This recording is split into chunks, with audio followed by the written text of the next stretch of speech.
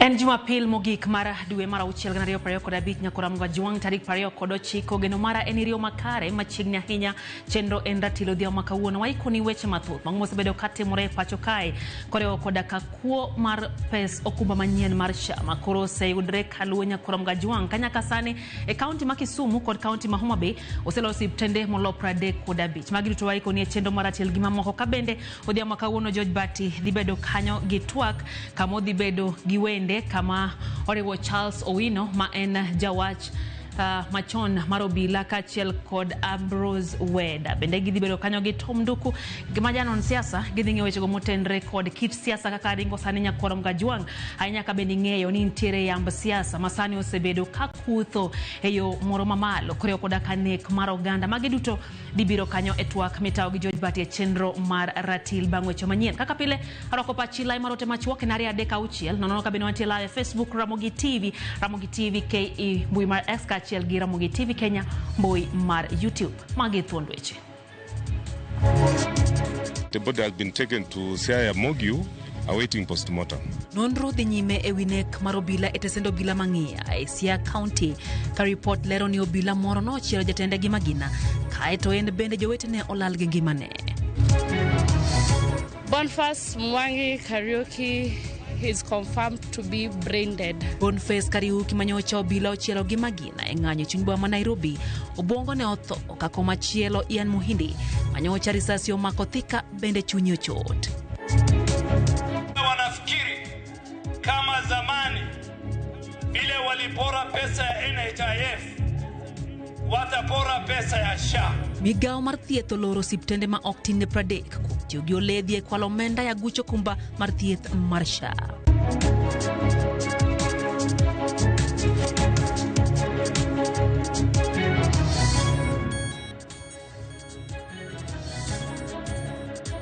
Machiegni ratil nyakora mga juang wantie gi jaloko Wilson Ochuka nyinga Lydia Okeyo. Obila osechako timo nonro e wi tho mar obila ariyo ma magina honege tesendo obila mang'ia kogwen makawuono e kaunti ma Siaya. Komanda mar obila e sub county Magemiala Charles Wafula oyango ni obila moro nochielo nyawadgi gi magina kaeto en bende obila moko nonege. Jafo marwa Steve Biko chakonwa cheno mar ratil gi report no koa e kaunti ma Siaya. E laksa pagachiel kogwen mar Jumapindni e tesendo obila mang'ia obila mosayang nyinge kaka Martin Mwendwa nomuocho lisasi kendo chielo obila majatende Corporal Chesise e agoge kod okumbone ma otho kanyo.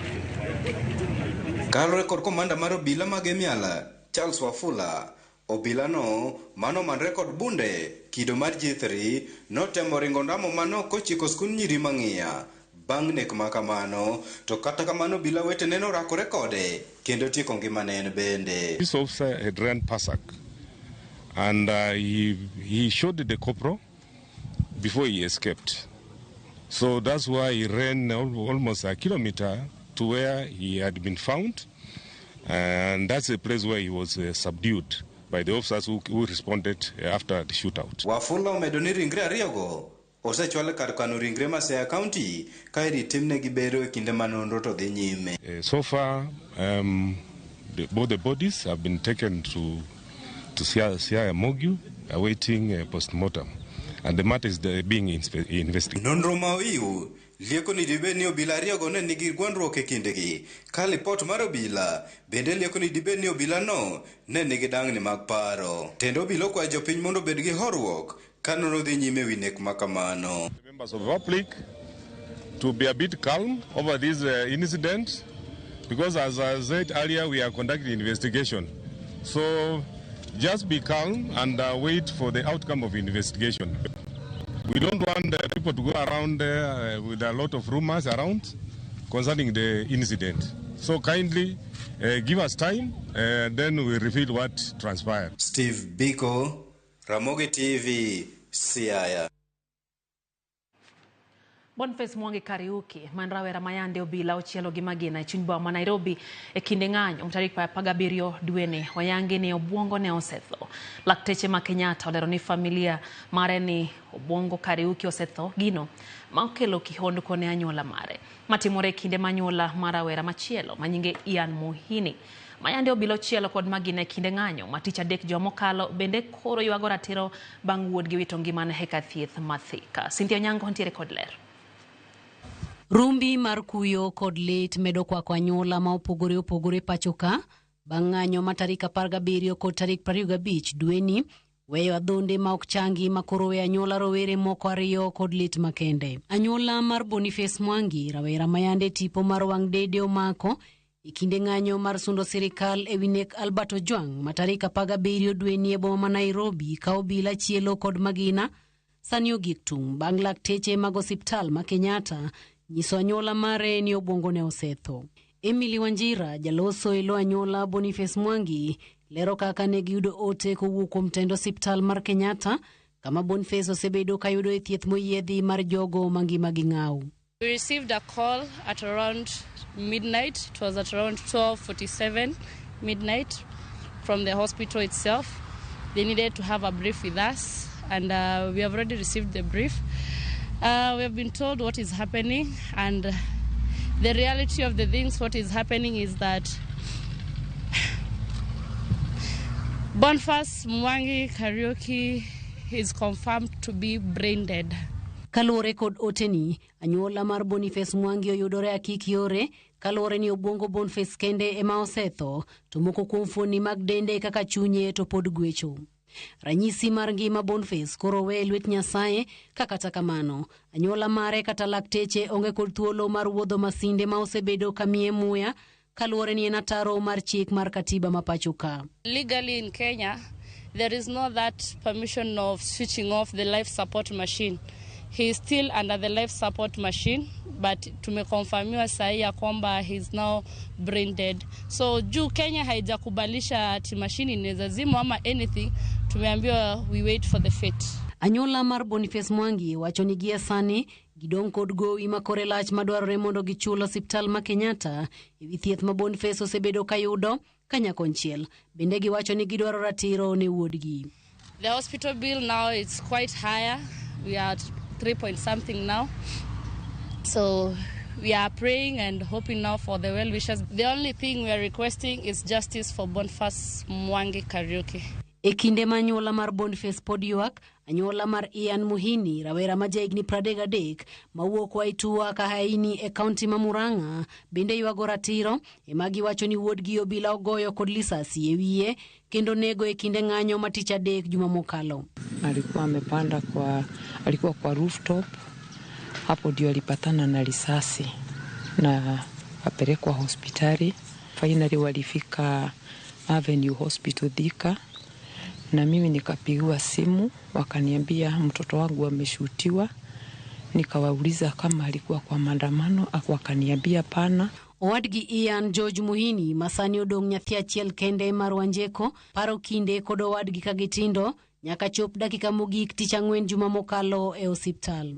Tulipata risasi ilimpata kwa kichwa, na baada ya daktari kuangalia na CT scan kufanywa ilionekana iko pali sensitive sana. Anyuola mar Ian Muhini maringre mare ogen timne bero e katimo bero ma Kenyatta bende ywago ratiro ne Ian kod jogo duto manonegi kod mago manoyudo hinyruok e kinde ng'anyo mar tich adek juma mokalo. Tunagoja kwanza postmortem ifanywe kesho. After the postmortem tunasema justice must prevail. It's very painful. I just want justice. Na siwezi taka mzazi mwingine apitie ile machungu mimi napitia sahi. Cynthia Onyango, Ramogi TV. Ogai mar ODM Raila Amolo Odinga oseo nek ma osebedo katimore e thur Kenya to nek mar moko kuom rawere manowuok oko ne ng'anyo manobagi e pacho ka juma mokalo. Ne rapar rawere manowito ngimagi e lwet obila nowuoyo e kinde mane oyuore nyasi malamo manobagi e kanisa mar ACK Mabondo e kaunti ma Siaya. Nyasi mabende ne osidhe min ode mama Aida Odinga kaka kanon e kanisa no Mabondo. Odinga kwa oganda jo Kenya mondo luw chik pono ne oyud ng'ato gi ketho moloyo kawo ngimane. Bende oseo timbe maundu ma kweth moko timo hikinde magng'anyo. You have witnessed a lot of bloodshed in the country recently. Children, people who went out to demonstrate, some of them died. Some of them died, some of them shot by the police officers. Because they are criminals who came out to do deliberate destruction of property. Those ones we could condemn in the strongest terms possible. But the same breath, we must also censor the police. The police should never ever shoot to kill. Police have no license to kill human beings. If somebody has committed a crime, arrest that person and take him before a court of law. Charge him. And therefore, we condole with those people who have lost their loved ones. But at the same time, we condemn the criminals who deliberately went to destroy people's properties. We need a national convention to talk about the way forward, the Kenya we want. That's what is going to solve all the problems that we have in the country today. Jagoro mungere migao marita Dr. Raymond Omolo ogolo siem ne josiasa masiaora were kinde ng'anyo mondo omi oketho mwandu e boma. Omolo kone sirikal ok bi mbalo wang'e ne jonjore manyocha oketho mwandu mag ohala kendo sani obila setogi mondo omi okawnegi okang' mar chik. Nolose kanisa Mathare North SDA kinde romo manokelo jotelo kanyakla mopogore opogore ka moting'o Gavana ma Nairobi Johnson Sakaja, jatend kweth manoke od bura Junet Mohamed kod jod bura mamoko. Jotelo go dwaro mondo omi obila omak jatend duond bura ma DCP Rigathi Gachagua ka gitude kod siaora were ne tulo e pacho kae. Hiyo watu wanainsaiti watu na wanatembea tunaleta tao. Hii serikali gani hii jamani bana? Shika watu. Kamata watu wakula ugali ndani vile sisi tulikula. Shika watu. Hata Gachagua shikwe. Hakuna kuogopa mtu. Hata ukiimba tam ni ngapi? Hata iwe tu tam moja ni miaka 5. Si katikati, aishi katikati. Na viongozi waliochaguliwa na wananchi wafanye kazi yao. Nataka niombe viongozi, tusichukue hiyo nafasi na madaraka tumepewa na wananchi kuchochea wananchi na kusababisha maafa na kuharibu mali ya watu.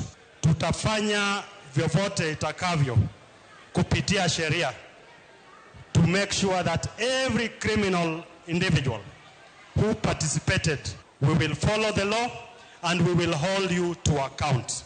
We believe in democracy and the right to demonstrate. But democracy is not chaos. Democracy is not violence. Democracy is not anarchy. Ogaima duond bura mar DCP Rigathi Gachagua koro seo piny owacho moko ni tiyo gi teko mathoth e thiro ng'anyo e thur kae. Kamachielo mane en jatend migao marita kwe Fred Matiang'i okwa jotelo mondo mi obed kod twak kaka yor dwaro duoko mar midhiero mokwako Kenya. Matiang'i okone sirikal mondo we biwo seyo kuom kweth maketo sirikal tesre. You don't need a PhD from Harvard to know we are headed in the wrong direction. You can see it is written all over the place. And in saying so, we are saying this is a patriotic moment. It's a moment for all of us to cross ranks. Wacha tuweke kando hata hiyo mambo ingine yote, siasa nini. We're talking about uchaguzi is 25 or 26 months away. Our country must survive first and we must be a stable nation before we get there. So let us not even stop talking about those businesses, about elections and stuff like that. Focus on the stability of the country. I don't understand why this is. And then when a problem has happened, accepting that we have a challenge does not make you less important, does not take away the power of your office. Nimeona jana Kisii wanasema one term.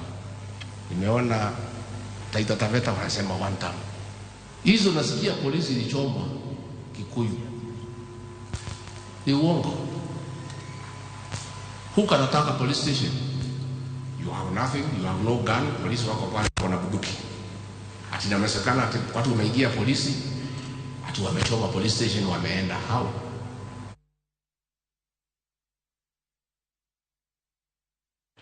Kaunti ma Kisumu oteleo ledhi mar kwalo agulu mar okumba mar thieth mar SHA man kaluwore gi migawo mar thieth makoro goyo marufuku thieth ka itiyo kod okumba mar SHA e ute thieth ma ok tin ne 30 e kauntis mopogore opogore kama oriwo Kisumu kod Homa Bay.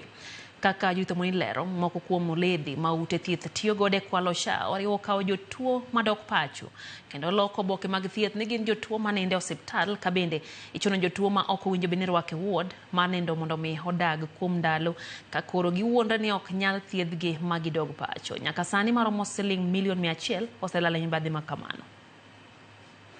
Higa pok orumo nyaka ne nyuol nyathi manyien kowuok kuom okumba mar thieth machon mar NHIF nyaka e okumba mar thieth manyien mar SHA. Ne en lokruok mane owinjo ler it ji e wi mane otisi kaka mibadhi mane okwako okumba machon mar NHIF. Kata kamano nyaka sani yangore ni piny owacho osewito ma ok tin ne milion 100 e oledhi ma ute thieth osebedo ka odonji kendo magitiyogo e okumba manyien mar SHA. Wach ma jatend migawo mar thieth Aden Duale mane loso e kaunti ma Kisumu okwedo ni ok bitimore ka oneno.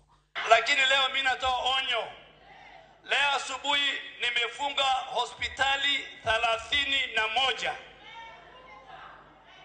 ya kibinafsi ambayo wanafikiri kama zamani vile walipora pesa ya NHIF watapora pesa ya SHA. Wanafanya double claims.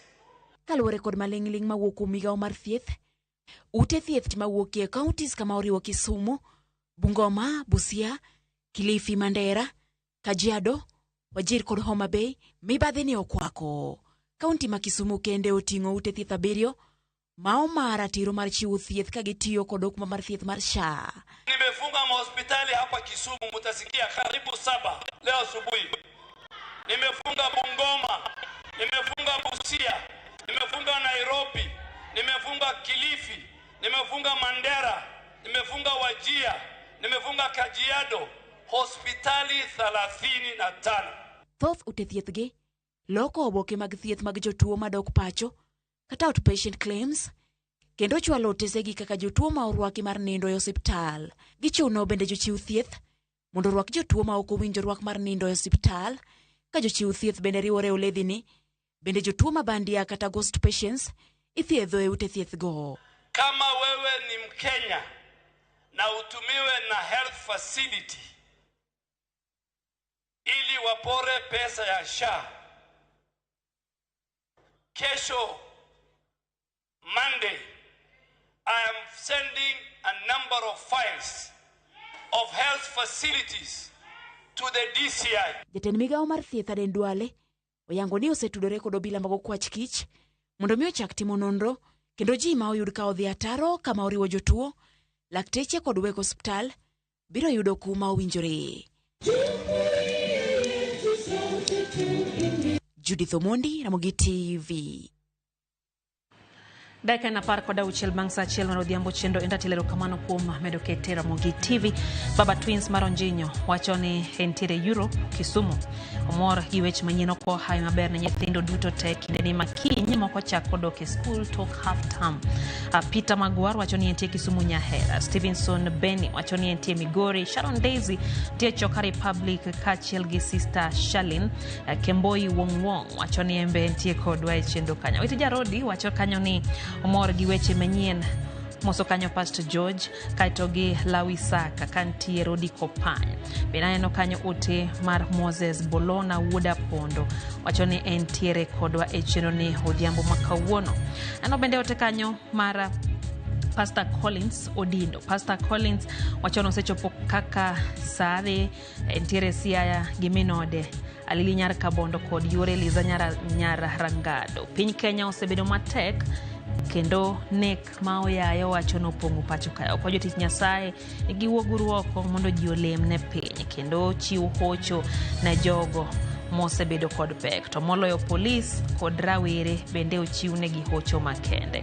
Neno bende ote mano mar Paris owili koya Kodera Ombek wacho Ramogi TV chope makare wacho ni makuru mana Nyasaye kende otio mosahinya ne pastor kuom nindo mar yore Moses mano Pastor Elizabeth. Oyo mtinya kora Mgajuang chenro endatil kikidhi mabor.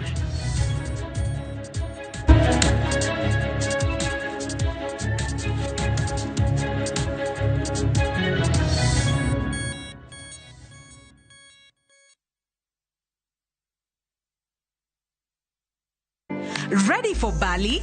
Ride the waves of Melasti Beach, explore Uluwatu Temple, and enjoy thrilling water sports. Snap Insta-worthy moments in Ubud, Tegenungan Falls, and Wanagiri Hills. Cruise to Nusu Penida Island on a full-day tour. Fast boat and lunch included. Take in volcano views, temple tours, and tropical bliss all in one trip, starting from 182,000 Kenya shillings per person sharing. Flights, 5 nights, breakfast, tours, and transfers all included. Book now. Call or WhatsApp View Travel on 0703 254 254. View Travel. Dream, explore, discover.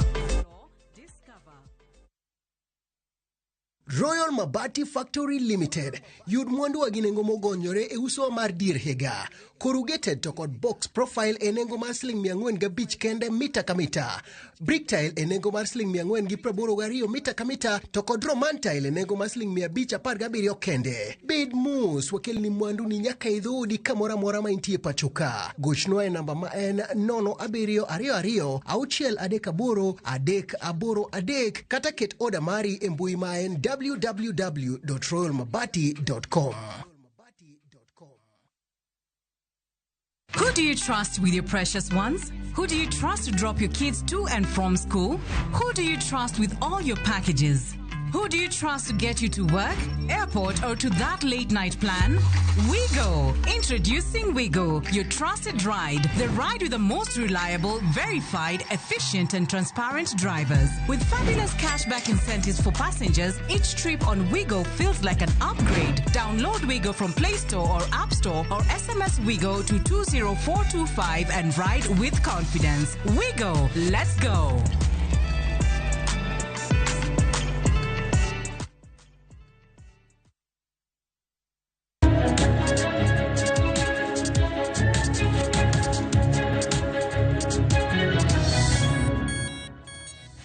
Machiegni kendo nyakuram gajong wadhi mbele gi weche manyien. Jonyuol e kaunti ma Migori dwaro mondo mi piny owacho oket nengo mar somo obed mayot ne jonyuol ka giywak ni nitiere nyithindo mathoth ma pod bedo kod pek yudo somo e kaunti ma Migori nikech nengo malo mar somo. Jonyuol go ne lose kinde romo gi riwruok mar Lawi Jaoko Foundation ma ochiwore mar siro somb jopuonjre e Nyatike. Jafamara Jo Juma tiere kod ler. Kata bedi yudo somo en ratiro mar nyathi ka nyathi e piny Kenya, pod nitiere kwan jopuonje mathoth ma yudo pek e yudo somo ka moko bende kowe skul gi e kore nikech nengo malo mar somo e pacho kae. Moko kuom jonyuol magogego mag Nyatike ma oriko ne wuoyi kinde romo kod moko kuom jokanyo riwruokno mar Lawi Jaoko Foundation, riwruok ma osebedo ka jolo som jopuonjre, wacho ni gisebedo kod pek e siro som nyithindgi ka bende koro gikwayo piny owacho mondo koro med omenda mar basari. Ng'ama tiyo no obed MCA kata mbunge kata mana gavana to kiyude kitero kwayo mi fill of form to ka jom komiti moyiergo ka gidhi gibedo ni manyo chok ng'atwa koro gitiyo gi jok mane ng'atgi. Nyalo onge lweta sani an gi jo form 4 gi jo form 3 gi jo form 2. Achiel kuom jotaa chenrogo mag Lawi Jaoko Foundation Dickens Owuor wach ni kwan jopuonji mathoth osebedo kod pek e yudo somo ka bende wacho ne ka okalo kuom riwruogni maromo jopuonje 150 koro osejol e yor basari. Nyaka nyo chakre dwe mar 2 higani osebet kokonyo nyithindo hasa e weche mag somo. Nyatike wan gi pek mar somo nikech pesa mikele Nyatike tin. Kiko bed no nyalo konya kenda. Onyalo konyo ng'ata mo onyalo bedo gi sida. James Ouko Ngola, men janyuol mogego mag God Kwach e subkonto ma Nyatike wach dire mar piny owacho mar oromenda mar somo ne skunde wang'sa osiro som nyithindgi e sikunde. To pesa go ok donji e wang'sa machun japuonj kata jopuonj mag sikunde go or nyithindo dala mondo dhi omany pesa. Koro miyo jopuonj bedo ga gi pek. Koro jonyuol moko kawo jopuonj ni joma richo to jopuonj ok timre nade ok giricho mak mana nikech sikul bende dwaro pesa. Komachielo jonyuol mawuok e gwenge mag Ongoche e subkonto ma Nyatike ywago bor mar sikul kama nyithindgi koro some ka giwacho ni bor mar sikul oserocho som nyithindgi mathoth. Sekondari wan go mabor Nyandema kuom nyathi manyako nyathi wuok sa 11 nyathi dhi kende sikul Nyandema nyathino nyalo yudo sida inyal repe inyal negi. Koro wakwayo Sirikal nginuongoche primary school mondo lokno secondary school. Nyako en delegates ok en ng'ama otegno. Be ok onyal wuotho kende kodhi miles mabor kaka nyandema. Nyathi nyalo mako ich ka sane pok oromo nikech odiye tie bungu gokinyi saa 11:30. George Juma, Ramogi TV, Migori. Oganda Luo nyoyudo mor ka jower makaluo kaka Costa Ojwang, Prince Inda, Susanna Owiyo kod mamoko nyomoro pape kinde nyasi motisi ni Fish Market Experience. Nyasi manyo bagi alap Mauru Gardens e Buri, Nairobi. Nyasi no manyo siri kod kambi Maral Media Services nyo kelo Oganda Luo kanyakla hemor mar dhialo wende kod jower machon kod manyasani. Jofo marwa ma Ramogi TV kod Ramogi FM manyo chope nyasi no opuo ni nyasi no ne en mar dhialo kido kod nyadhi Oganda Luo.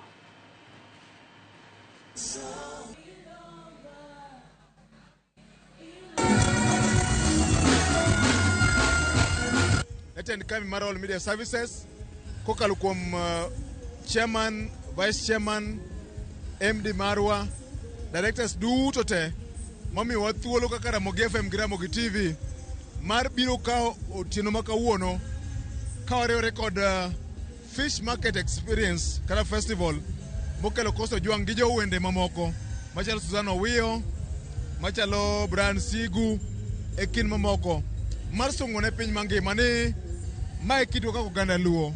Ineno kanyo ka nyatiti gore gi kit ngolo mangiso wan kaka Oganda Luo, kitwa gi timbewa. Mama ne momiyo wan ka misi mar Ramogi FM gi Ramogi TV kokalo kuom chenro marwa en ngiso kitwa gi timbewa, weche mamiyo ji puonj, bedo gi ng'eyo.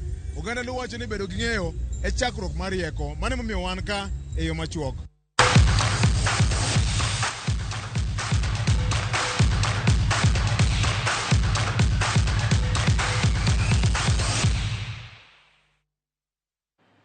Club mar Nairobi United hejolocho kombe adhula mag FKF Cup Banglo Club mar Gor Mahia gonde 2-1 finals mano bagi alap Maulinzi Complex.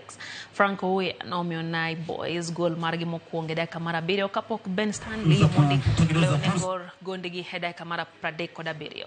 Tok jotugo wuok e yueyo, Nairobi United nomedo gol mar loch e dakika mar 73 kokalo kuom jatugo Enoch Machaka. Nairobi United mabende gin joloch league ma piny mar NSL biro tingo nying Kenya e tuke mag CAF Confederation Cup. Kogalo komachielo wuok ka Hatch ma onge okombe season mar 2024-2025 bang Police FC ka okombe mar adhula league maduong' e pacho kae. Austin anakosa mpira, pigwa!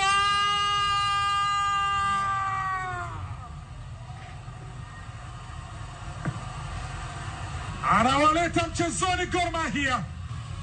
Alfa kipa anaicheza. Kipa. Wow. Duncan Omala. Duncan anaanza nyuma kiasi. Wanayo Mashaka. Mashaka.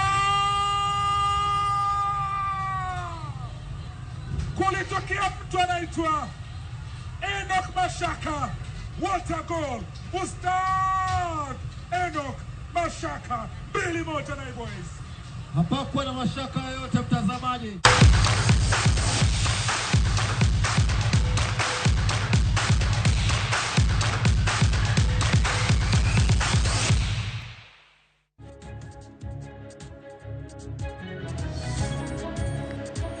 Kikanye mwatike kidieny mokwongo mar ratila no Denzel Den kanti kidubi wacho ni nitie kodwa chenro na ino Faith Mzoma mwalimu kantiere Malindi wacho no sebedo kodanyaka no wachaki. Mama Only Hernandez kantie Mombasa wacho ni nitie migadini mora hinya gi Ramogi TV. Pastor Mundi Otiche marge monyore wacho kacha ni en gi jaode Saro Atieno gi nyithinde kaka Mary gintiere kodwa gin bende odhiao makawuono. Waria John wacho kanyo ni entiere kodwa kanyo wacho kanyo ni entiere kaka twa kanyo gi kizungu madongo kang nasom dutero kamano kumote mari Waria. Aneno bende kanyo ote mar Rolex Ondeng wacho ni Ramogi TV OCS mag station unjore onge joge magitiyogo de station kod chal margi kadipo ka ging'eyo jogo mantie kod dangni mar paro. Tho mago bilo dwa bedo mang'eny ahinya e pacho kae en wacho ni bed ni rango mano kanyo pach Rolex ne koro mgajonga yo matina weyo thuolo kane George Bati na nyisi ni entiere kod wende mabende corona kama kosechopo studio kae gide twak ewi weche go mosebedo katimore e pacho kae e chenro maratil wenda George Bati kanyo oting'o Tom Duku ma en janona siasa kara jalonyo weche magarita bende ntiere Ambrose Weda Maino Kill kachiel kod Charles Owino jawach machon marobila gidhi twak e chal mar piny Kenya nyako tendre kod ng'anyo ma osebed kanene pacho kae do bed ni en njore koso en ng'anyo en twak ma George Bati pido gobada kama chok kende koya kaomiyo hekidhi maboro sebedo gi Wilson Ochuka wadu kendo sadek kichendo maro imore rich masani nyinga Lydia Okeyo.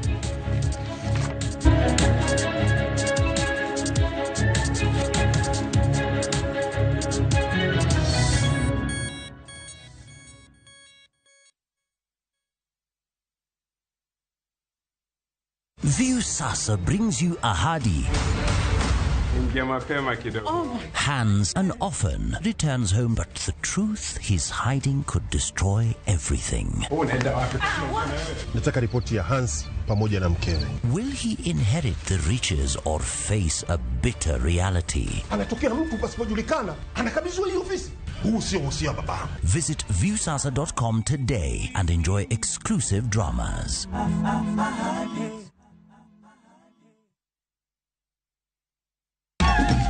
Chakre kit ngima joluo machon amiya gwatani mod jaoda maduong' mondelo temena nyaka ngima masani oga kada hol pesa ibuchni na biro loso go ore yasayo kuokinyowa nokei wakelo ni sinema manyiso kit ngima ji kana luokre kind rabolo kago wanga kon tena no nyithindo alikinyo dhi nam ondone kama ng'ato knie ng'ato nikech nambi ngima na ng'e rieko mag jodongo pek mar hera mokwongo jonyuol ni kitigrit dala maka ukadwe koda kamor mar ngima kidendo gi English ni my daddy kaka kinde mosekalo kod masani esigenni mopogore opogore odhiambo maru eka koro dwa chacho ng'ama onge pesa awini sani ng'ama onge pesa itimo nade Winam Cinema Jumapil saa 2:15 otieno kod saa 4 otieno kik bai.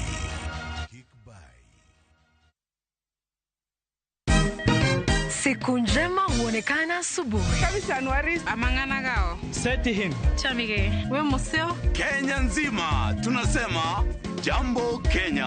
Wax, tiki, taka, twende sana my people. Hapa ndo nyumbani kwa muziki wa Afrika Mashariki na malezi ya vipaji. Sasa tuko tayari ku drive on. Mibibi na mijize, leteni porojo sasa. Kwa habari za kuaminika kutoka kila pembe ya nchi. Are you ready? Leo kati ya Ingwe na Gor Serikali. Hapa ndio home. Radio Citizen, radio number 1. Radio number 1.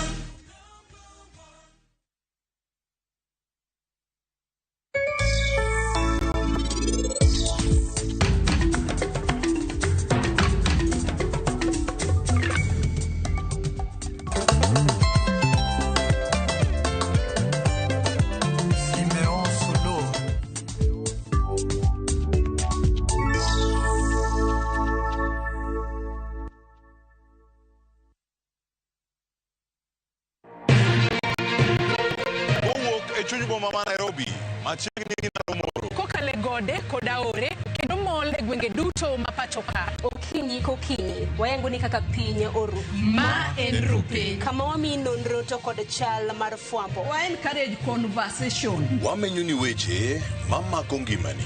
Job restructuring kata state restructuring ok promise ni kiwitu tich ka tediro tich ka. Kendo in gi duola embaka oromo. Watudre gi reporter marwa ka en Homa Bay, Mombasa, Kisumu, Migori, Kisii. Wabedo gi twak kachiel koda ka jolony weche mopogore opogore. No amiyo parliament a lot of authority. To authority no gitiyogo mana mondo konygi. Tudri gi Joyce Oduor, Sharon Ong'ao kod Cleophas Oluoch e chenro mar Rupiny kod Mbaka Oromo. Wuok tich nyaka tich abich chakre saa 12 okinyi nyaka saa 5 onyango. e Ramogi TV.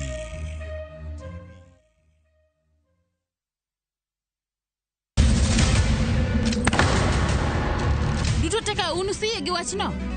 To ano ka bibet ka ikinyuomi. To kate arus mare ano ka bibiro. Ere kaka inyalo timre gosipna malich kamae. Kosiparo ni nen mana kende ka. An kamoro achiel kode. To joma ni kate bende ni kode. En chunje adek.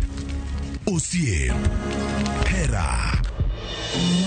Koda timbe andhoga makelo chwanyruok. Koro onge kaka arus ni nyalo timre. Maye yawa. Ikrine wuodh parineti. Sigana manyiso kaka inyalo tem paro kod lek ma ng'ato nigo. Kendo yiero nyalo loko gik moko duto. Parineti. Wuok tich nyaka ngeso, saa 2:15 otieno. Mana e Ramogi TV.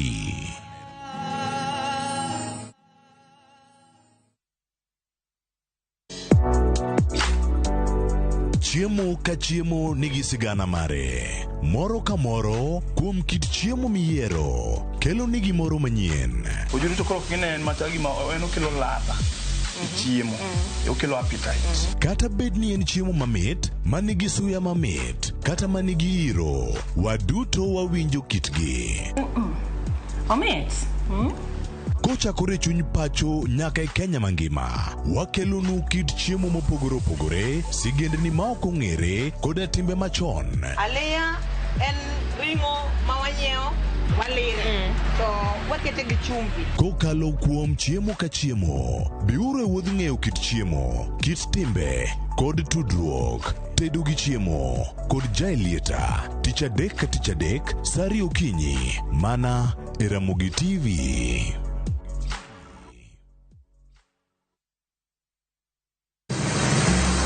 Isepenjori e sigendni mayudore kuonde ma waluongo ni pachowa. Kapuonjani nobiro nikech gwenyruok e kind owete. Riwri kodwa mondo wanon sigendni mabeyo mag kuonde ma wadakie.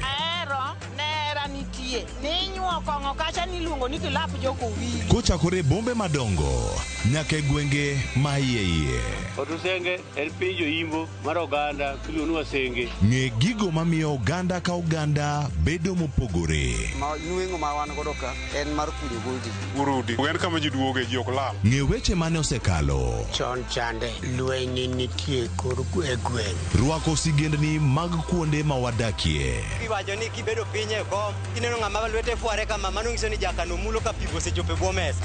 Ng'e gwengewa chieng' tich 2 saa 3 otieno, mana e Ramogi TV.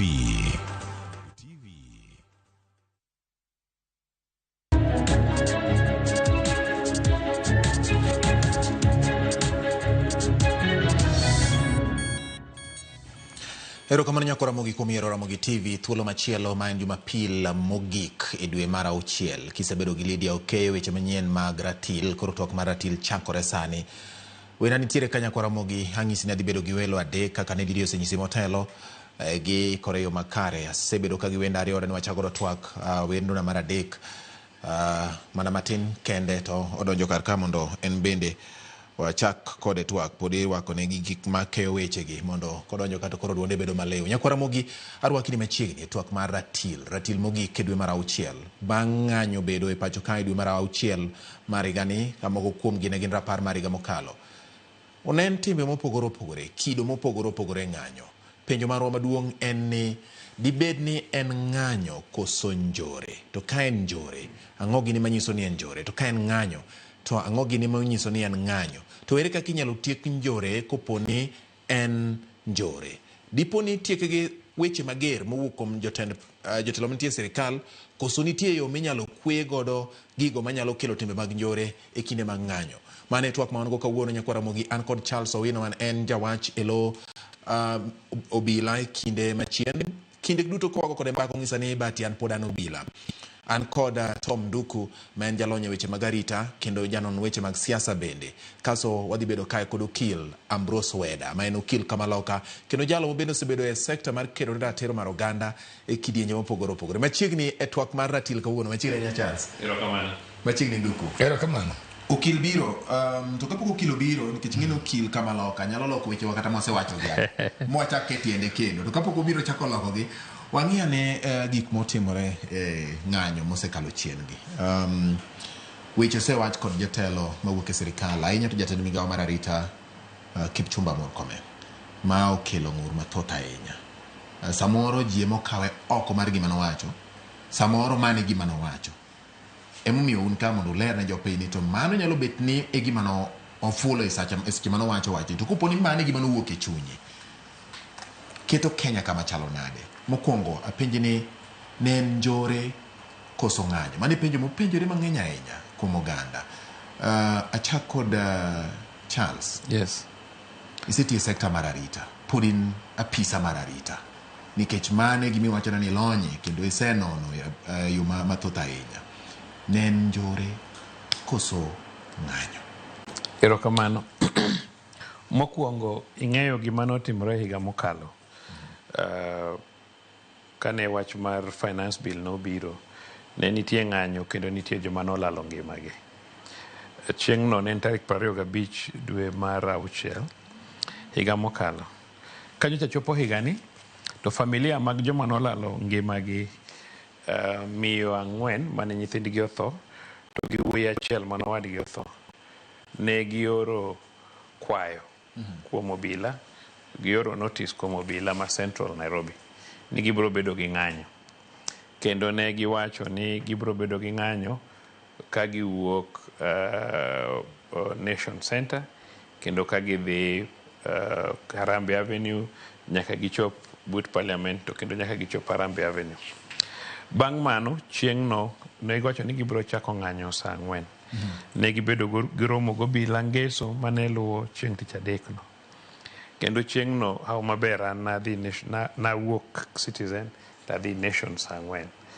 To Emeritus Chief Justice Maraga gi minego gi yowuoyigo nowuok kendo ne gibedo gi interview margi e Nation TV, then gilor piny Nation Center ma giwuok ka gidhi ng'anyo. To kapok gichopo kama ne gidhi, to tulo nowuok nwach nitie kijende mane ochako wang'o apaya. Nyiso ni nitie joma ne oro signal.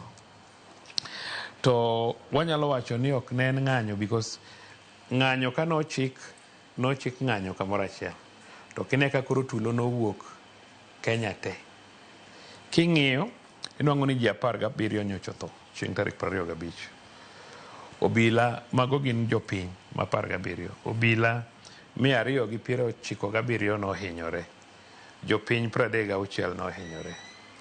Mtokni mag obila 93 nokethore, moko nowang'i. Mtok sirkal moko mag county government gi national government 27 moko nowang'i, moko nokethore.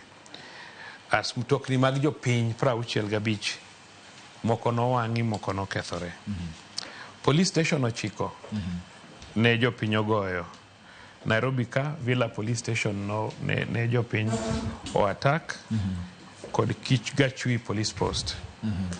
Central Makongeni Police Station ne obed attacked, to gi Dagoretti Police Station, to kod Kamuchu Police Post gi Maihiu Patrol Base.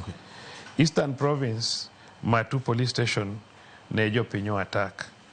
Rift Valley Maimahiu Police Station to gi Molo Police Station be nobedo attacked. Kuom joma notho, Kajiado ng'at achiel nonegi katemo turo Clean Chef Supermarket. Uasin Gishu ne nitie Mob Justice nogoyo ng'ato kamiluongo ni Kokwas area in Tarbo. Laikipia ne nitie ng'ama nonegi gi robbery na Nyuki Town, hapa nodhi kwelo. Nairobi Villa Police Station, joma novamia Villa Police Station ng'at achiel notho. Makueni nitie ng'ama ne wach ni gi chest injuries, en ok ogoye gi bunde. And then Machakos Matu Police Station, ji 1,000 novamia Police Station, ng'at achiel, ji 2 notho. Karatina bende kane gidhi e Police Station, ji 2 nonegi. Othaya ne ng'ato invade Emmanuel Supermarket, Emmanuel Bakery Supermarket. And then Nyandarua Olkalau, jomoko ng'ato ne oslip nodume mtok obila manotho. Kiambu Police Station, jomoko notero ng'ama already osetho. Rioters notero kane wiye nigi nohinyore. Makongeni nitie joma nodhi goyo police station ma ng'ato achiel notho. Juja be nitie joma nodhi vamia Juja police station ma ng'ato notho. Tho marach mogik ne en mar nyathi skul ma jahigni 17. Nyathino ne somo Njenga Karume Secondary School Molo, ne oja form 3, to kod tho mar Chukdar mane rito Kenya Power ma be iwacho nogo koda stray bullet. Magi ne gin deaths mane gin joma nokotimo anything minyalo kwan manotho Stima Plaza. So king'iyo tinwang'o ni ji notho, to kendo king'iyo njore mane ji otimo minwang'o ka mtokni mag polis 93 okethi, mag GK 27 be okethi mok mag polis, to mtok civilians mag jopiny 65 be okethi gi joma nohinyore. Tineno ni gini ok ne en njori, ok ne en maandamano kaka ne ji wacho. Sawa. Kaluwore gi Charles Owino ne en njori ok ng'anyo. Tom Duko, ano ka wakili Bruce Weda ose rwakne gima nwanyiso jopiny ni rwakone cha, koro duonde biro wuok maliw. Adhi kodi mbele Tom. Ing'e ni gima jo security fellow wago kata gima communication center mar Kenya fellow wago en ni sani Owino golo report manoni ogol earlier kapok minister gi wuoyo.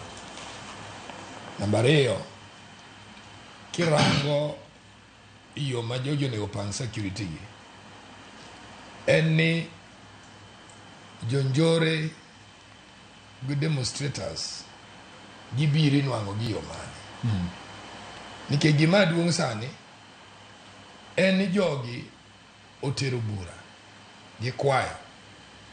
gikwayo to en ono wacho ka ni Gen Z ne timo rapar ngeche ni iwigi giwegi nonego ging'e ni these people are bigger than the 4 people who are coming in. To kirango tinwang'o ka koro minister wacho ni nitie a hand kata Owino wacho nitie njore. To wadwa tieko njore nadi? Kech ng'anyo to pod wabiro bedo. Wadwa tieko gi nadi? Tieko gi en keto mikakati makare.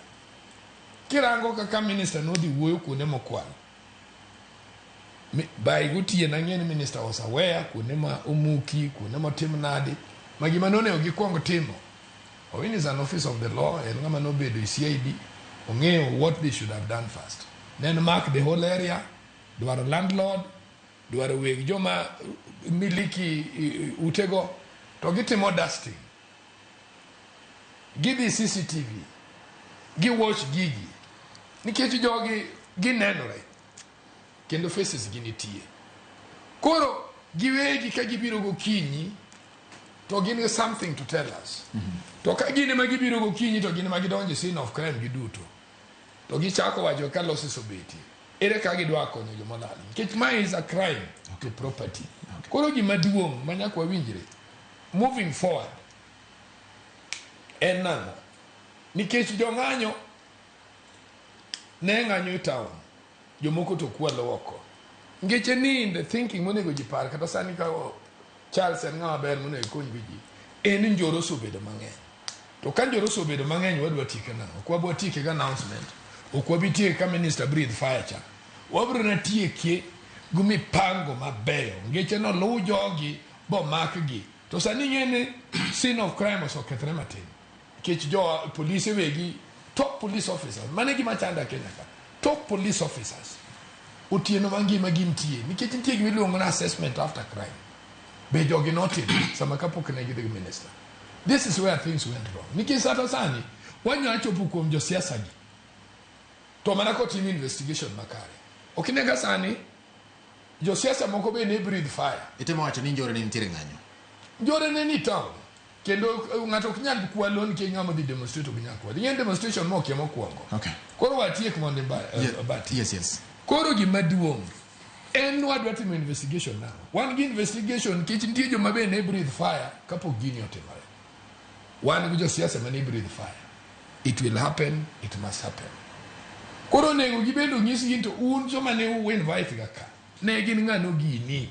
mane we invite mondo bi i demonstration ke demonstration mane uluongo ni koro kelo lal okelo thoe koro from there they can be accountable on their own action ke kare gibende ke jo siasa bendo ero kao gik moko magidwa nonye popularity gi magikia iwinja seche moko be gigolo pesa mondo wawe landa ngane timo gini mondo koro wachop kuom jogi nikech nitie joma sani weyo ni gini opposition gibed accountable for their own mistake nikech outburst bende kuber iwinja nikech jogi onego nyis jino sani koro nitie crime about property nitie joma property olalo Charles Rokwano na joma tho to joma olalo property manjo apedho nyithigi do gibege tho the family is already gone who is to pay them koro gima duong en wan gi politicians wan gi former deputy president wan gi jo opposition mabene nyocha breathe fire oluong gi jogi otim gi investigation ong'ento level mane mane gidwa participate i demonstration ke demonstration mane giluongo to koro kelo lal okelo property moko kethre mondo wawe nywando gini wawe nywando gini wawe nywando no crime abro chwade ji bunde angogi magi are total nonsense kech bunde ben natie samoni gigole koro gima duong okwongo non mondo kila ng'ato ka ng'ato ting musiki. All right, thanks. Rokamananya Tom Duko wakili weda. Yes. Uchopo kanye makoro wapenjore ni en jore koso ng'anyo. Erokamano yikwara moge mosu kamoro montie good evening, good morning, praise the Lord, Nyasaye bed kodu kendo med bedo ge Kenya kawadhi mbele. Sipeka gibda mosu kotela ge Charles sipna Tom Duko awinjo kaluso mamit. Gima timore Kenya kawuone ma wacho ne nyithinda nonego bed ni chieng' moro police obed karaya for 3-4 days ji ogore maber kwang'eyo the role of the police.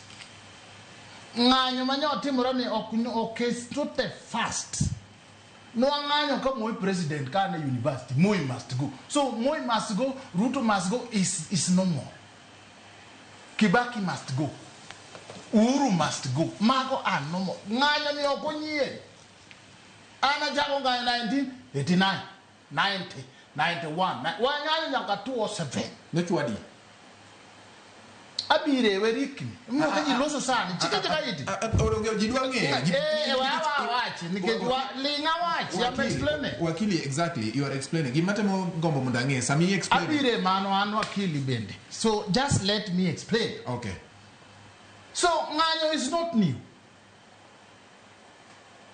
Ng'amo se lead ng'anyo malongo mideo mang'enye Kenya ka iluongo ni Honorable Raila Odinga.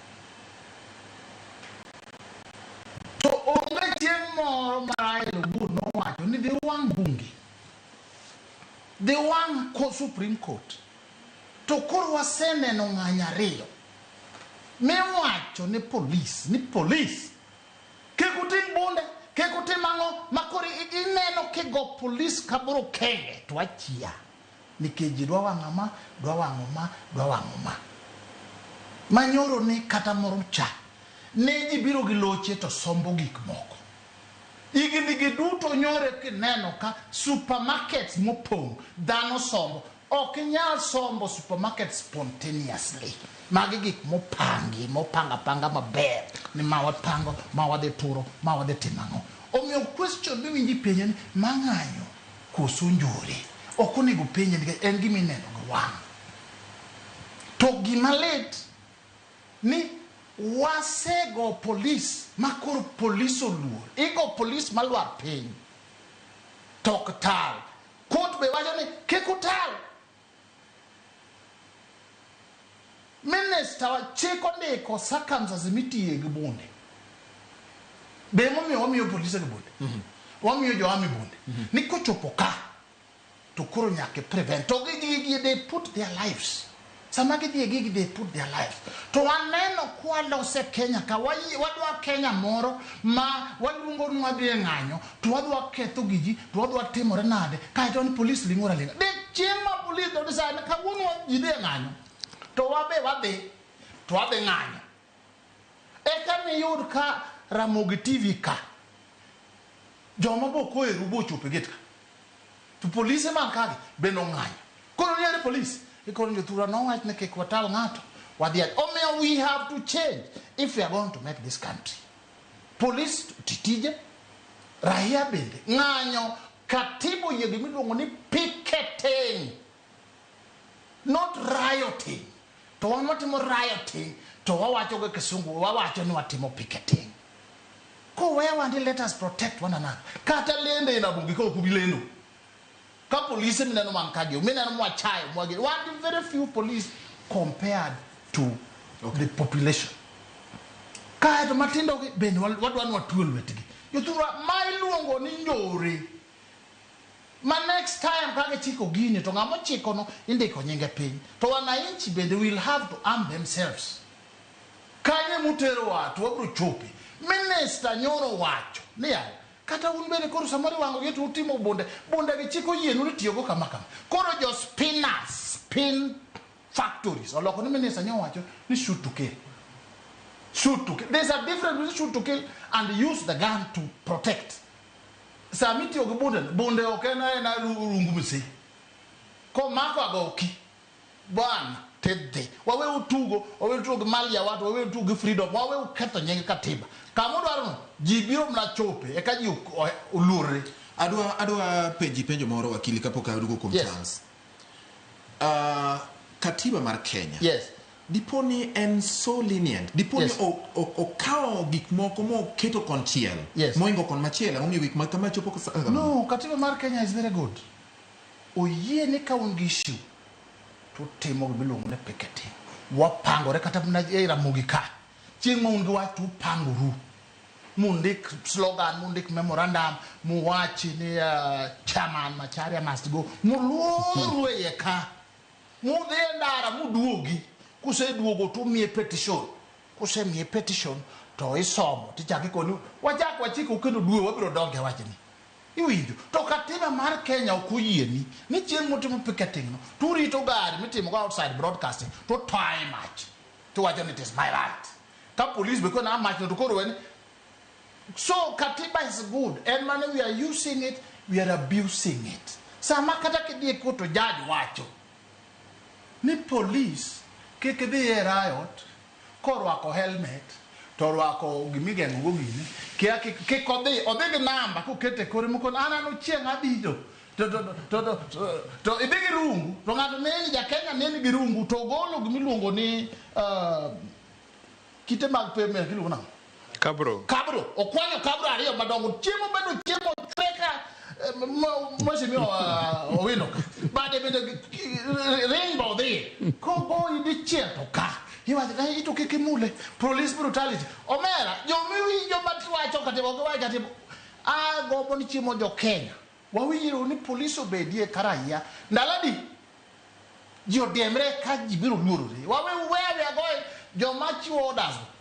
They don't know. They don't know what they're playing. All right, Charles.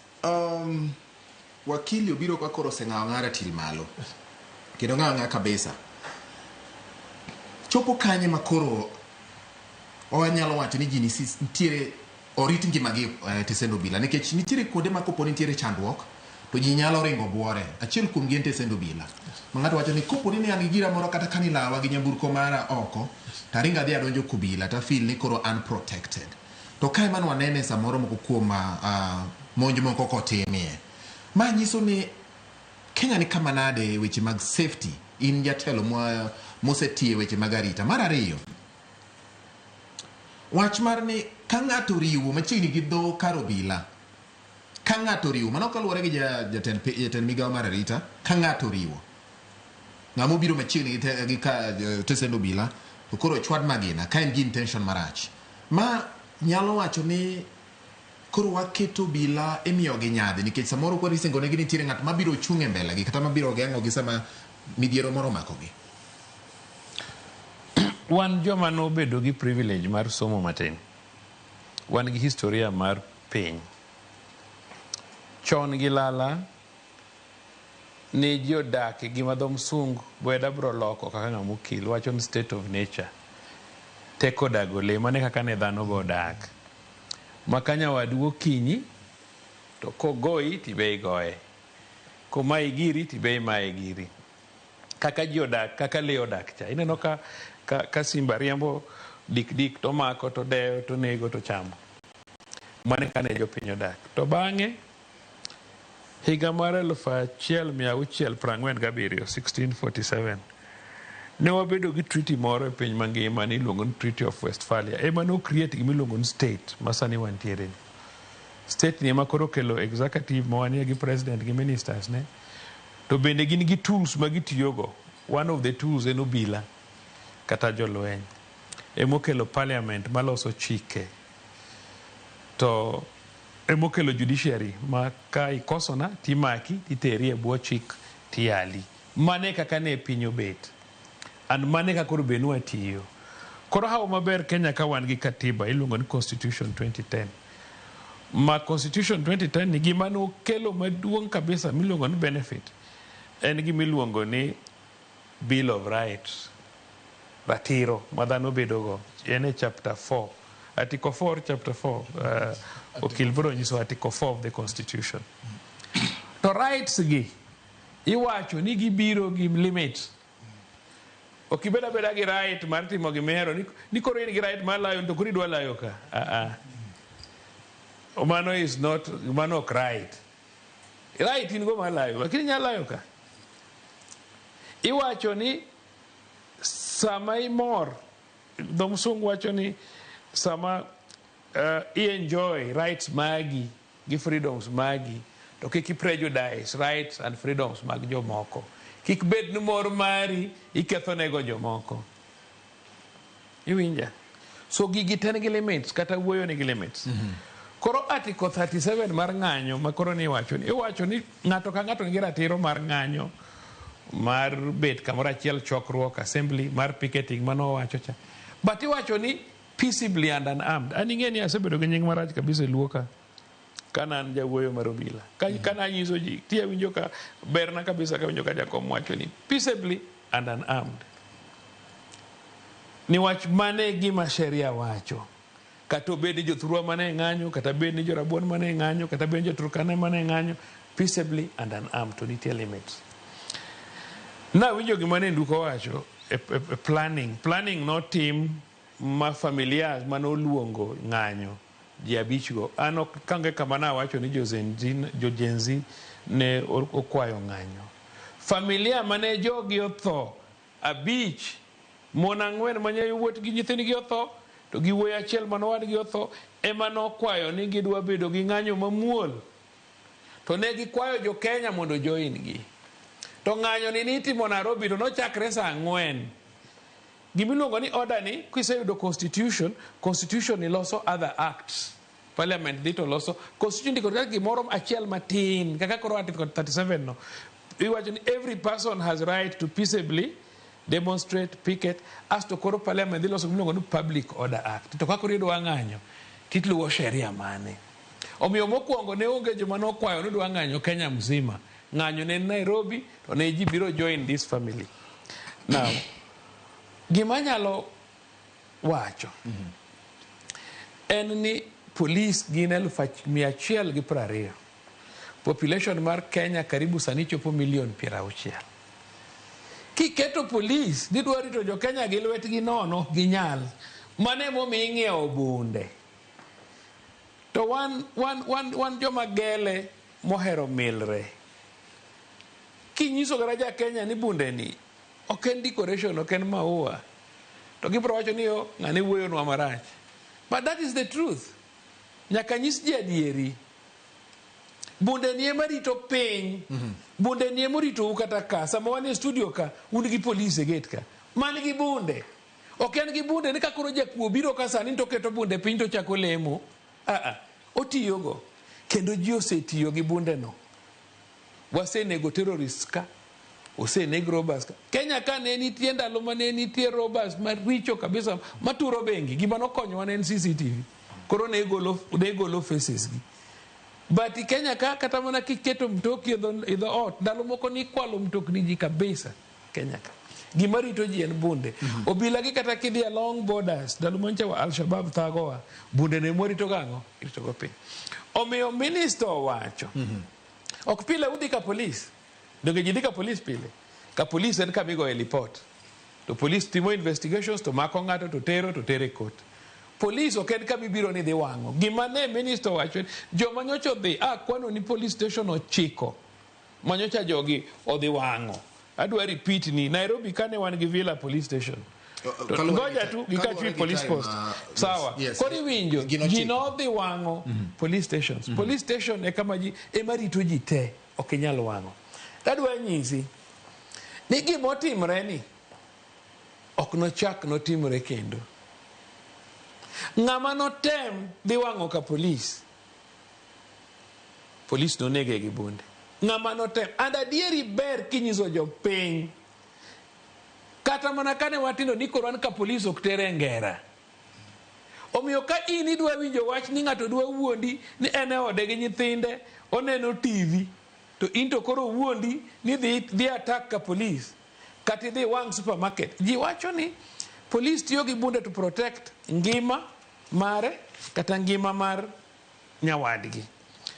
Sheria to wacho ni property ok ahinya, but property to iwacho ni sama i attack property no to nyalo affect ngima mar ng'ato.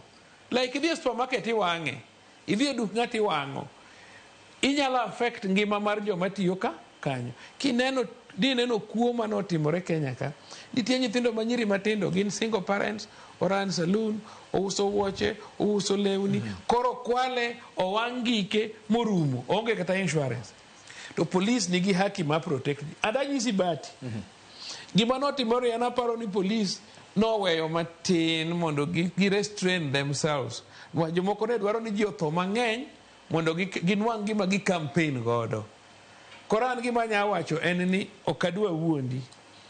Ni ka ng'ato nochak nodhi ni dhi goyo ka police to wacho ne no dhi ng'anyo, police ok noyiene. Nchi neno kigoyo police. Ogonya ka police man gi bunde mopodho piny to pod omako mana bunde ne. Ogo police madhako moketh wiye. I am telling you, obila moko mane nigi bunde go ne nigi right mar nego jogo. Kendo ne nigi nego ji mang'eny kabisa. Omiyo ber gima ncha minister wacho no nyis ji maler ni kik ji par ni bunde go gin mag decorations.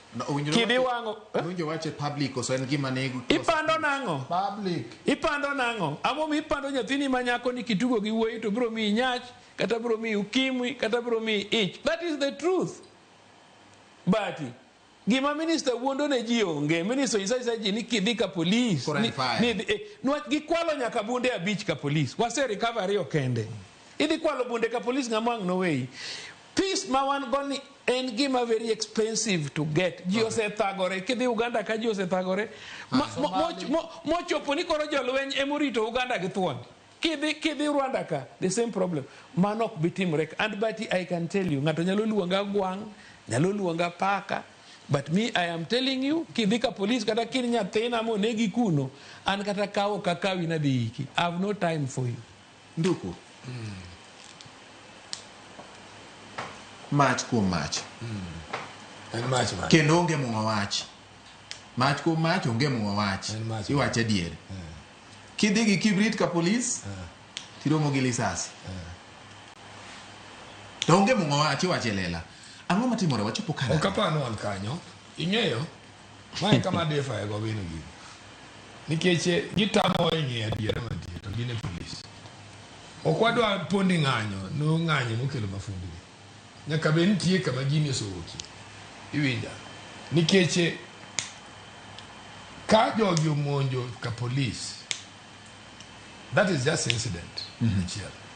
To what of you lose properties? To what of you lose ngimagi? Ing'eni nitie jonjore mosod beti Kenya ka ma police osoweyo.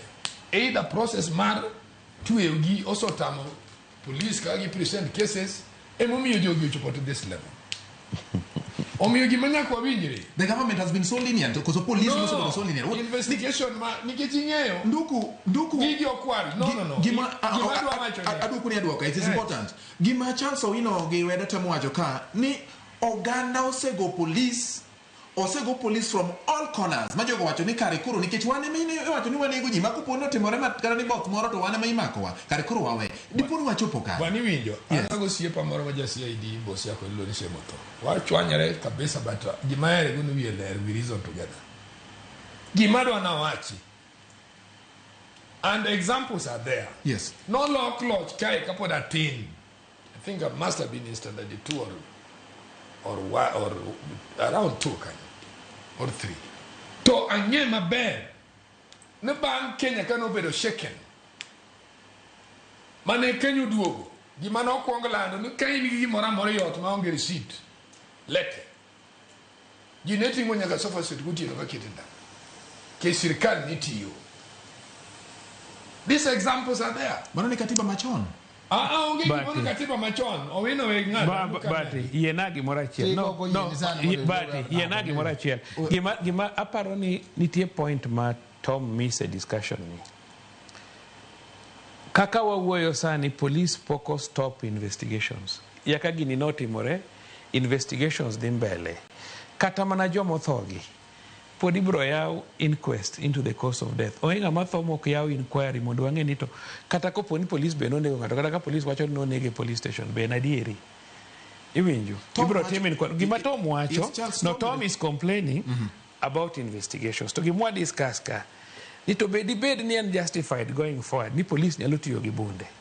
Mane gima ada her ni mondo o answer. To investigations to en gima pod bro dhi mbele. Okwanyal timo investigations one day kane incident otimore. Nduku ni ka bro lero manes. Owino have to make it clear to you as an investigator. Circumstances ma gimoro nyakaran. Gimomiyo tuo ni chopo nyaka manyo chopo. You know for last year you are talking about investigation. Where are these investigations from last year until to date? Why did we allow this one to catch up with us? Nikechango onge report muso good. The truth of the matter is, why me jo siasa madwaro power, chance, mondo gi magnify gi maonge just because of inability marriage of my officers of the law. Gi mautim sani or we no moving forward. You miss the important point. You do way you do examine sins of crime. But you don't say no way ka jo maki. And you me ayra o serikal machon ka do da chon serikal machon. Ine wan ko dikibiro go loji set. Ko up to police not thought again Central Park. Moi no be police not on a Thursday. On Friday moi ne pass out parade nyeri. Moi no atango. Wameua police yangu. Kwani hiyo police hapana iko mama. By saboro police adi jo jadi mana nani ye. Be no magda par kaboro. Maningi mo angine ne kaka na ok na glauda kiot. Wotien. Omio the truth of the matter is. Nilwako na ngazako. Yes, manao okay ka police biro lor na yot. I had to get out. A camouflage. E kapo ko maka nyaka ko ngawo Monday. Adi manager la ko so maka. Ko ka think ka bro kendo. To kapo rito nyaka ranka ka wo. But if you look at those circumstances, nentie leadership. Owa chura diera. To mana gimo milungo mo ni dictator. Niyo nentie leadership. Nyen wawe wacho dictation to wadwa keto gini no magnify circumstances no poguri. Mane mantie leadership. Koro sane. Yes. Gimo winjre. No police nyocho concentrate malo. Mabena wacho pile ni security majo gibedo go problem. Nikech giketo gara yagi chako gore gara ya piny. Ka gien geje raia. Raia chako gike gibiro malo. Nikech gimajo gibenya karang. En welfare ma police. Police chako biro ka sochi kotieno. Iwinja. Jogi dwe demonstrate. Nikech owino wacho njang'wen gu family matine mano wacho gi joma bro kogi. Already they knew ni jomaricho bro betie. Jomaricho gi ng'amo kelo gi. That is the question. Kwa dwaro move forward. Okay. Gimwadwa ga wacho ni police wa justify police shoot jini. Wadwa ga shoot ji wadwa nego jokenya wadwa dongo ng'a. Ang'o momiyo mae timore? Enitie either politician madwa nwango simple popularity to dwa solve issues mage gu gine ni gana idea mobiro, or why is it that nyithindo gi get Owino cannot tell me nwabe wadwa buy idea moro nyithindo gi njomo kinyalo. I think that one is a lie. It is totally out of order. Joa major security odogo bed pain gi study circumstances magi gibiro ke kada yorsi majo gi coordinate go simple go nyalo lo bono aka mugiki kage no siasa. Let us put this politician into account. Mondo nyis gi nyocho mu wacho na ng'anyo biro koro ng'anyo nyuolo tho, ng'anyo wango station, ng'anyo kelo kuo ne upange nadi kapoko chaji gi. Koro gi nyis ji ni gibende gin ng'ane gigi. Otherwise, what work to Guinea, I can work to in what justify killing, justify shooting. Man, no, what will make the country careless. Nike Mokwongo. Bunde Benin, what do Maricho? I saw the Kawachu no Kaipenepe. Jo give a game of me, Bunde Nyaka, theory my bodyguard, Makure doing it to politicians, no Bunde. They don't know the risk of those things. Omi Wakwongo Winji, Gikmina not him regi, carrying at Yoganamo. Samin go Bunde, to Inukuni, Berta go Bunde. Mikijiniri to Meshimo, or me Bunde, no Bokolo, Nachabe, no so young, Ido Pridongo Bundeka. Even Magia Bundeman no Kwan, Magia Bundeman over a stray bullet, Magia Bundeman of the Kwalu Uteji. Okay. This one must stop. Thank you. Wakili, time ngaro retanoka Sani Martin. Abro buko ginene wakili. Yes. Ngemanika. Yes. Mwandunika. Ratironika. Yes. Gingik mokadek. Yes. Ebo cheka chielni. Yes. Rito ngema, mwandu, ratiro maroganda bende nie katiba. Yes. Wachopo kanade. Tem duko wacho ni nitire kamoro makochopo. Yes. To nyaka koro kas gik moko. Yes. Eka gik moko timre maber. Yes. To ini wacho ni unjube ni police de yueyo matin. Yes. Mondo ji odiemre kabisa. Yes.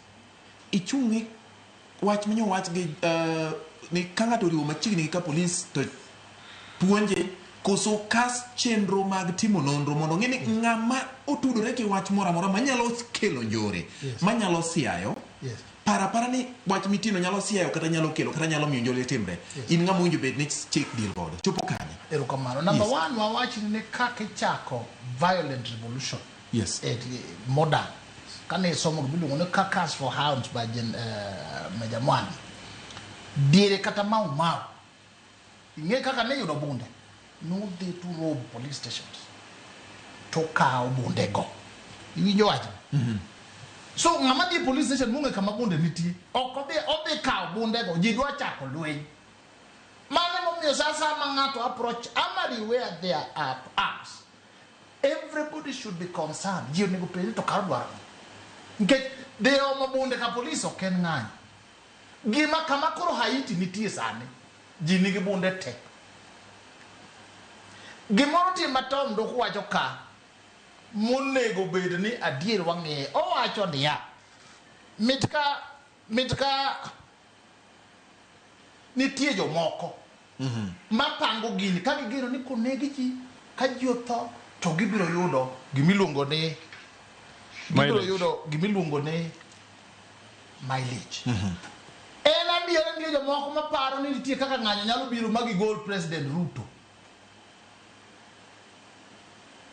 Emo miyo kata sani giyanyo Raila donga ni ndogo wa neti mauti pento Raila ndogo ukuri nikech en ng'ama giparo ni dine ji dia nyime tinego jomoko to kae to jiwacho nego nyithindwa uneko utimo ang'o, then wachopo kanyo.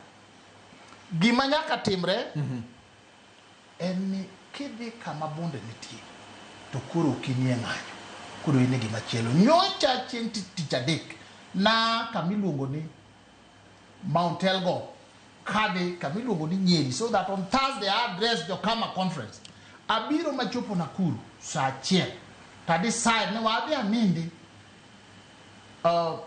Nyahururu yo abiro maber to kakora chopo Nyahururu ka saa 3 otieno chopo kamoro ayudo ka gidino ndara to ginege nyithindo matindo gibiro gichopo gilora mkubwa amoso ke kasemoso kata yao disa mkubwa ni maji tu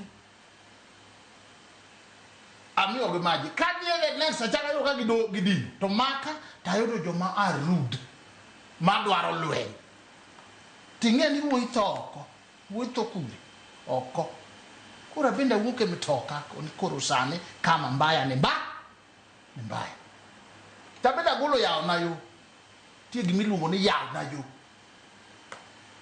omiyo sama neno ka police oting'o bunde tigoye kabro kenge ng'ano nokonego bed police. Awacho ni kata mana an pastor an jadolo mar Anglican kibiro lae altar kanisa wapogo saa Holy Communion tibiro in bati ilayo tipielo kanyo tiwito nwachiel genge moro wuondi nabiro go chonga pinta ilo muma abiro ng'ado giri to wito piny koro wabiye confession. Hallelujah. Do you understand? Land has not reduced this country. No, I see, police should be told, let them take charge.